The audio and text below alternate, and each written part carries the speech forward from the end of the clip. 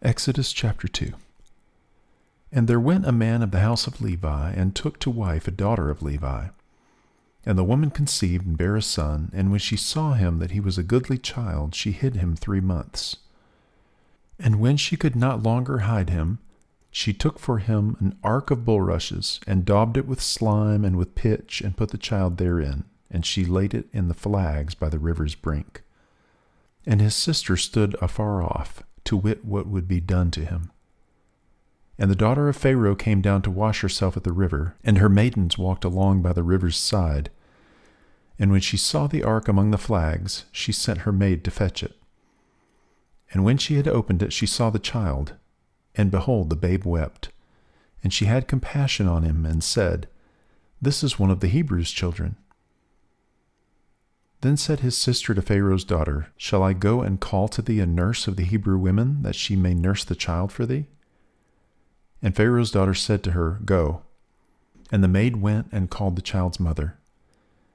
And Pharaoh's daughter said unto her, Take this child away and nurse it for me, and I will give thee thy wages. And the woman took the child and nursed it. And the child grew, and she brought him unto Pharaoh's daughter, and he became her son. And she called his name Moses. And she said, Because I drew him out of the water.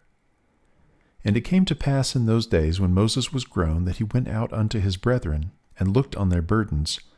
And he spied an Egyptian smiting an Hebrew, one of his brethren. And he looked this way and that way, and when he saw that there was no man, he slew the Egyptian, and hid him in the sand. And when he went out the second day, behold, 2 men of the Hebrews strove together. And he said to him that did the wrong, Wherefore smitest thou thy fellow? And he said, Who made thee a prince and a judge over us? Intendest thou to kill me, as thou killedst the Egyptian? And Moses feared, and said, Surely this thing is known. Now when Pharaoh heard this thing, he sought to slay Moses.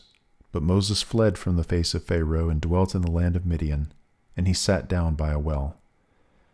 Now the priest of Midian had 7 daughters, and they came and drew water, and filled the troughs to water their father's flock.